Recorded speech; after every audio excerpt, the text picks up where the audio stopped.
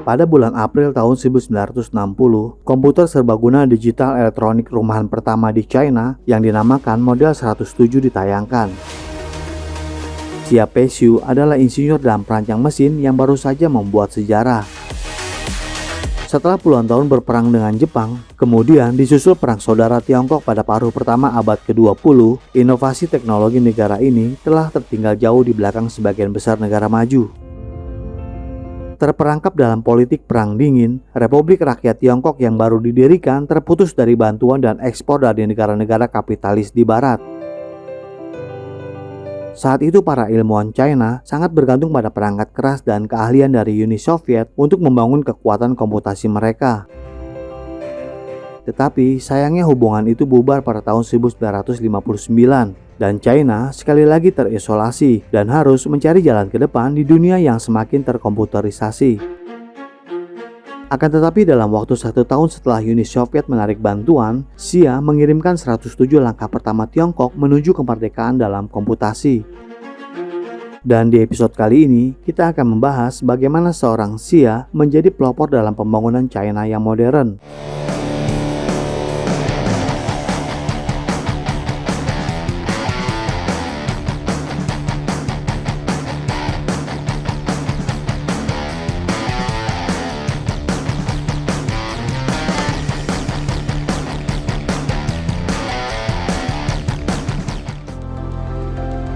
Hari ini, China adalah pemimpin global dalam produksi komputer. Pada tahun 2011, China telah melampaui Amerika Serikat untuk menjadi pasar terkemuka dunia untuk PC.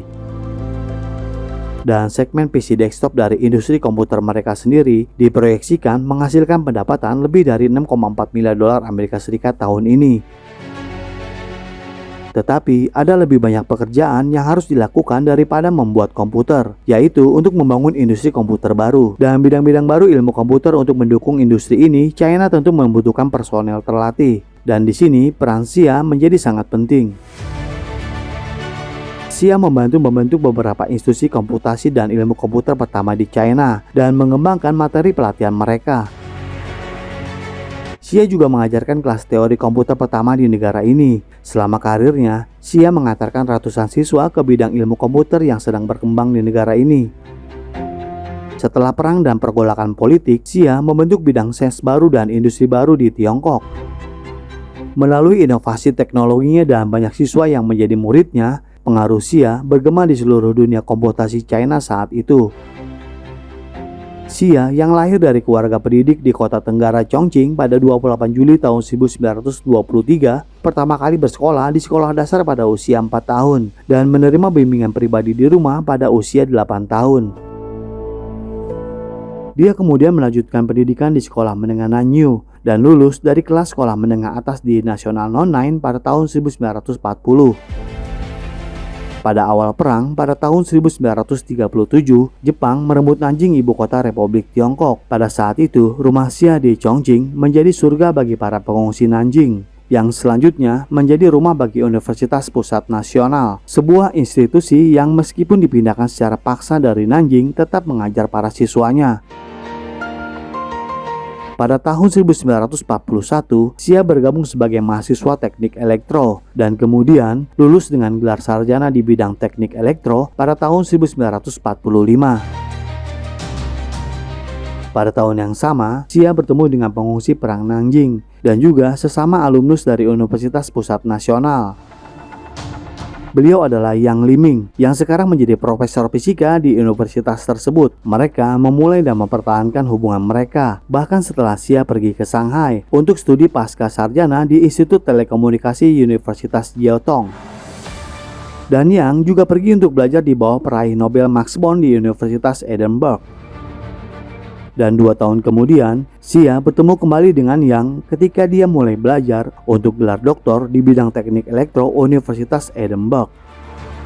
Dalam disertasinya, Xia mengembangkan metodologi yang dapat lebih akurat memprediksi variasi frekuensi dan amplitudo dalam sistem elektronik yang mengarah pada aplikasi yang luas untuk sistem apapun dengan frekuensi listrik, seperti dari radio ke televisi ke komputer. Dan pada tahun 1950, Xia dianugerahi gelar PhD dan kemudian di tahun yang sama, Xia dan Yang menikah di Edinburgh.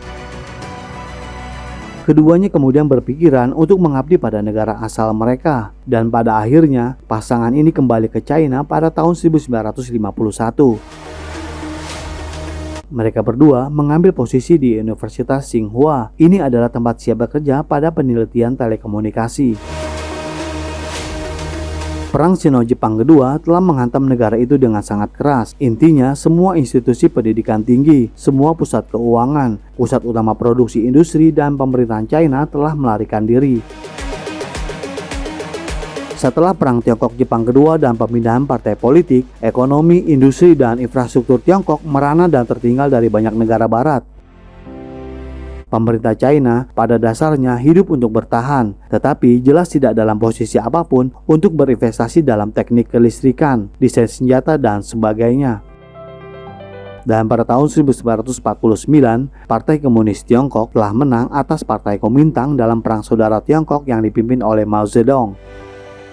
Ketika PKT berkuasa, mereka berusaha membangun kembali infrastruktur yang hilang. Tetapi ini tidak mudah. Amerika Serikat telah mendukung Partai Kuomintang yang kalah dalam Perang Saudara Tiongkok, dan mereka bersama dengan negara-negara kapitalis lainnya di barat menolak bantuan dan ekspor kepada negara komunis yang baru dibentuk ini.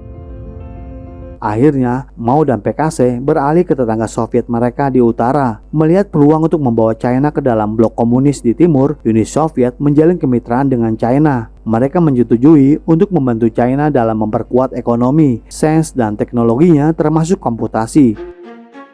Xia menjadi sangat terikat dengan kemitraan Sino-Soviet ketika itu. Pada tahun 1953, ahli matematika yang bernama Hua Logeng mengunjungi tempat kerjanya di Universitas Tsinghua dan merekrutnya ke dalam kelompok riset komputernya di Akademi Ilmu Pengetahuan China. Beliau sekarang adalah salah satu dari 3 anggota pendiri kelompok riset komputer pertama di China. Akademi Ilmu Pengetahuan China akan menjadi titik nol untuk teknologi komputasi dan penelitian, dan Xia akan menjadi pusatnya. Dengan formalisasi perjanjian Sino-Soviet Long Term Protokol Pengembangan Ilmu Pengetahuan dan Teknologi Nasional antara tahun 1956 dan 1967 yang juga dikenal sebagai Rencana 12 tahun.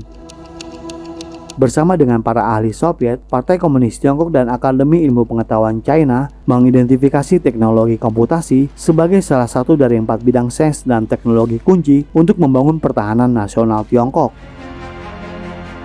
Komputer elektronik akan memiliki aplikasi yang luas dalam mendukung infrastruktur dan pertahanan nasional China, termasuk dalam pengembangan dan pengujian senjata nuklir, pengelolaan sistem transportasi kompleks berskala besar, dan pengembangan program satelit atau program luar angkasa.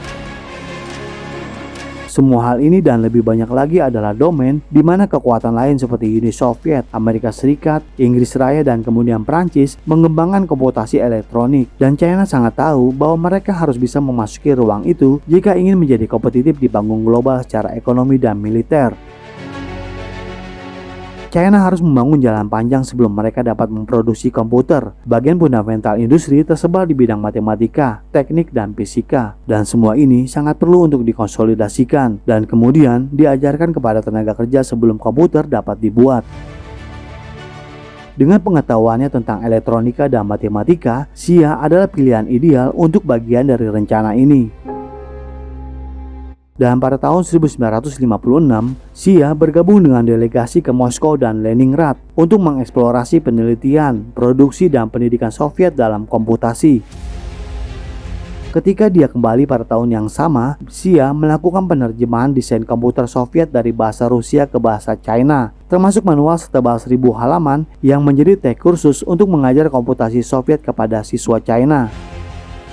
Dan di tahun yang sama, di bawah naungan Institut Matematika dan Institut Fisika, Xia mengajar kelas teori komputer pertama di negara itu. Dia juga membantu Akademi Ilmu Pengetahuan China dalam langkah besar pertamanya dalam mendirikan Departemen Ilmu Komputer dengan Institut Teknologi Komputer, diikuti oleh pendirian Universitas Sains dan Teknologi oleh Akademi Ilmu Pengetahuan China, di mana Xia terlibat dalam pengembangan kursus ilmu komputer di kedua institusi. Dan sebagai pengembang kursus dan dosen, Xia mengawasi pelatihan ratusan siswa antara tahun 1956 dan 1962. Pada tahun 1959, China berhasil mereplikasi dua desain komputer elektronik Soviet, model 103 dan model 104, didasarkan pada komputer Soviet M3 dan BSM-2. Namun, saat China mulai membuat kemajuan dalam memproduksi komputer, hubungan Sino-Soviet pun bubar. Dan hubungan tersebut menjadi sangat buruk pada tahun 1960, sehingga Uni Soviet menarik semua dukungan baik materi maupun penasehat dari China. Setelah Soviet mundur, banyak negara lain yang berasumsi bahwa industri komputasi China akan berhenti. Akan tetapi, pada kenyataannya ternyata tidak. Para peneliti di Akademi Ilmu Pengetahuan China terus mengejar teknologi komputasi dan ilmu komputer sendiri. Hingga akhirnya model 107 Xia adalah komputer pertama yang dikembangkan China setelah penarikan Soviet. Dan model ini tidak seperti model 103 dan 104 berdasarkan desain Soviet. 107 adalah komputer pertama yang dirancang dan dikembangkan di China. Selanjutnya, 107 segera direproduksi dan dipasang di lembaga pelatihan di seluruh China. Sepanjang tahun 1960-an, China terus mengembangkan komputer yang lebih kuat dan canggih di Akademi Ilmu Pengetahuan China secara terpisah. Berkembang dari sirkuit tabung seperti 107 menjadi transistor pada tahun 70-an dan pada awal 80-an menjadi sirkuit terpadu. Ketika delegasi ilmuwan komputer Amerika Serikat mengunjungi China pada tahun 1972, mereka sangat terkejut dan tidak menyangka akan menemukan industri komputer China yang berkembang. Seiring waktu, Xia terus melanjutkan penelitian dan pengembangan dalam komputer berkecepatan pemrosesan tinggi dan melatih ilmuwan dan insinyur komputer baru. Pada tahun 1978, Xia membantu mendirikan China's Journal of Computers serta Jurnal Computer Science and Technology. Ini adalah jurnal berbahasa Inggris pertama untuk komputasi di negara tersebut.